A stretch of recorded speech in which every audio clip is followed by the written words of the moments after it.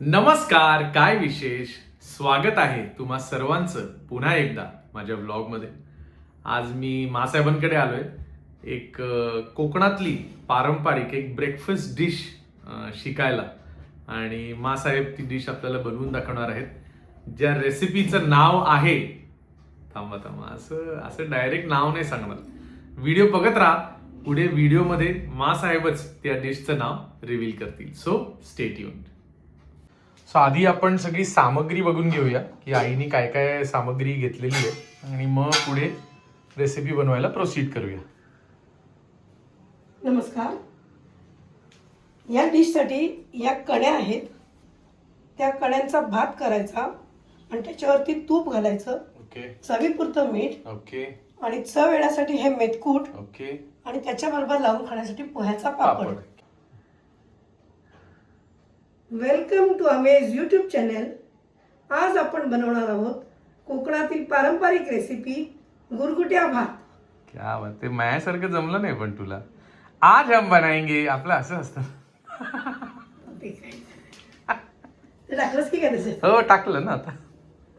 आता ह्या कण्या आपण प्रथम 2-3 वेळा पाण्याने धुवून घ्यायच्या. ओके. नुसतं धुवून घ्यायचं, भिजवायचे नाही? नाही, भिजवायच्या नाही. ओके. तर हे आता धुतल्याने काय होतं? धुतल्याने ते जरा पांढरे शुभ्र होतात. ओके आणि थोड्या मऊ पडतात. ओके. आणि त्याच्यात काय असेल, काही घाण वगैरे तर ते हो. निघून जातं. हो हो. ओके. भिजवून नाही ठेवायचे? भिजवून नाही ठेवायचं. अंडरस्टूड. तर ज्या मापाने आपण कण्या घेतल्यात ओके. त्याच्या दुप्पटीपेक्षा जास्त पाणी घालून या कण्या जाड बुडाच्या पातेल्यामध्ये चांगल्या शिजवून घ्यायच्या. Okay okay. डायरेक्ट तूप वगैरे आधी नाही तूप घालायचं? वगैरे आधी नाही घालायचं. Okay okay okay. सो आता आपण तांदूळ जाड बुडाच्या पातेल्यामध्ये काढतोय. गॅस चालू करू का? गॅस चालू करू. गॅस मी चालू. चार नाही करावं लागलं रे. नावाचं शेफ आहे वाटतं मी फक्त. दुप्पटीपेक्षा जास्त पाणी. ओके.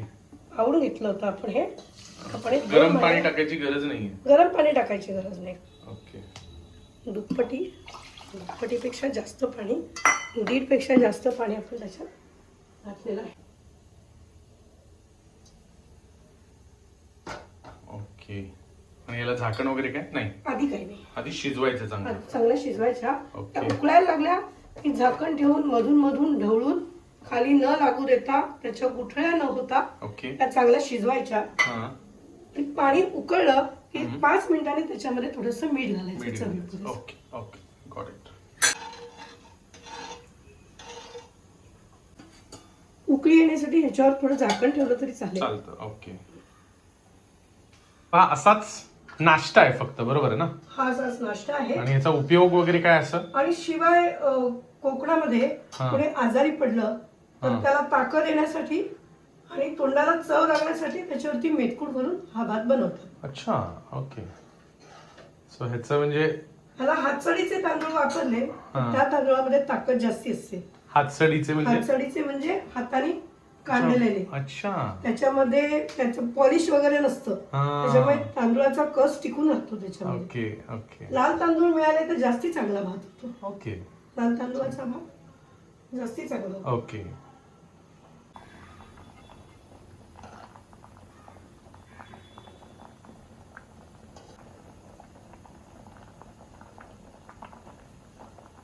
आता 10 मिनिटं झालेली आहेत. चवीपुरतं आपण मीठ घालूया. Okay okay. आणि तूप केव्हा? तूप नंतर एकदम बनत आता. अच्छा, एकदम शेवटी. शेवटी. ओके. गॅस बारीकच ठेवायचा आता? गॅस आता बारीकच ठेवायचा. ओके. हा. तांदूळ थोडे शिजत आलेले आहेत थोडे. त्याच्यामुळे अजून थोडे शिजले की मग गॅस आपल्याला बारीकच ठेवावा लागेल. सारखे ढवळत राहावे लागतील. ओके. जेवढा तांदूळाला कस असतो तितका भात चांगला मिळून येतो. अच्छा. हो, खरंच छान एकदम मिळून येतोय. याचं श्रेय तुला जातं. भात तू एकदम प्रॉपर चांगला निवडलायस असं. भात चांगला हरकत नाहीये. निवडला. बरोबर आहे. असा थोडा 1-2 मिनिटं ढवळल्यानंतर परत त्याच्यावर झाकण ठेवून त्याला चांगला शिजू द्यावा, म्हणजे तो अजून चांगला मिळून येईल. ओके. पांढरा शुभ्र छान भात दिसतोय. क्या बात आहे. मस्तच. खूपच छान झालाय. ठेवायचं का झाकण? हो. ओके.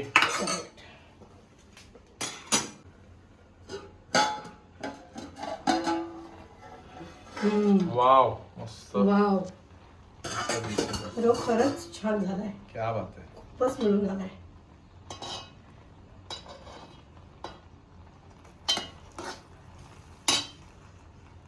बघू शकता तुम्ही केवढा चांगला असा तो मिळून आलेला आहे. छान. आणि जितकं जाड आणि चांगलं पातेलं घेऊ आपण ना, हम्म. तितका तो चांगला शिजवू शकतो. ओके. पातळ पातेलं घेतलं तो लागण्याची शक्यता शक्यता परफेक्ट. येस. खूपच छान झालं. म्हणजे थोडंसं तूप आपण साईडने सोडूया ओके. आणि 2 मिनिटं त्याला गॅसवरतीच ठेवूया. क्या बात आहे. भरपूर तूप घालायचं असं म्हणजे भरपूर चांगला तूप होतं. घालायचं. छान.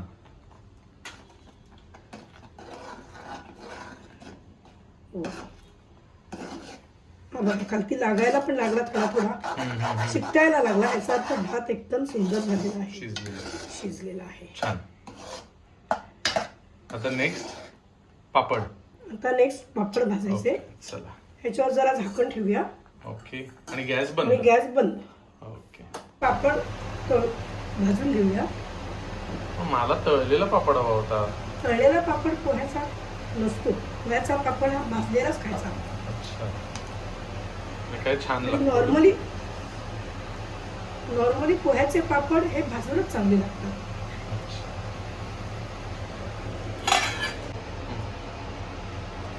वाफ बघा काय आली आहे म्हणजे वाह अप्रतिम. आता वाढायचा ना हो जाने दो. क्या बात आहे. गरम एकदम मस्तच. वाह छान. आणि त्याच्यावर अजून तूप नाही. अजून तूप थोडं घालायचं. अजून तूप थोडं घालायचं. आणि साईडला पापड वरती मेथकूट घालायचं.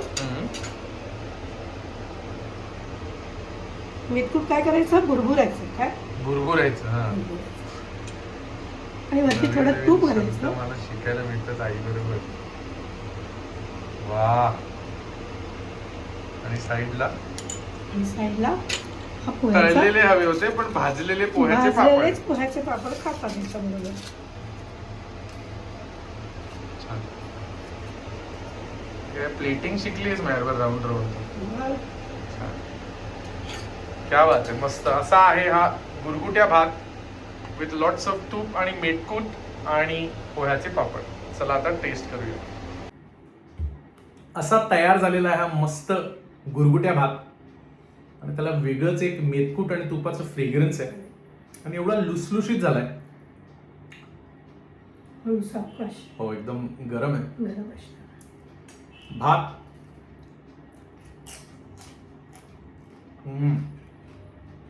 छोटं मोठं जे सर्दी पडशाचं आजारपण असतं त्याच्यामध्ये हा भात चांगली उभारी देऊन जातो. ओके. म्हणजे एकदम 3 इन्ग्रेडियंट पासून एवढा उत्कृष्ट नाश्त्याची कोकणी डिश बनू शकते याचा मला अंदाजच नव्हता. आई थँक्यू सो मच. परत एकदा आपल्या प्रेक्षकांना एक सिंपल रेसिपी दाखवल्यामुळे. थँक्यू. एवढा चवदार आणि डिलिशियस आणि टेस्टी झालेला आहे त्यामुळे मला तर काही थांबवत नाहीये. त्यामुळे पटपट मी हा गुरगुट्या भात विथ भाजलेला पोह्याचा पापड आता पटकन संपवणार आहे. आशा करतो की तुम्हाला ही रेसिपी फार आवडली असेल. लाईक, कॉमेंट, शेअर आणि सबस्क्राईब करायला विसरू नका. पुढच्या आठवड्यात परत एकदा घेऊन येईन एक नवीन मस्त झकास ब्लॉग. तिथपर्यंत काळजी घ्या आणि मला आज्ञा द्या.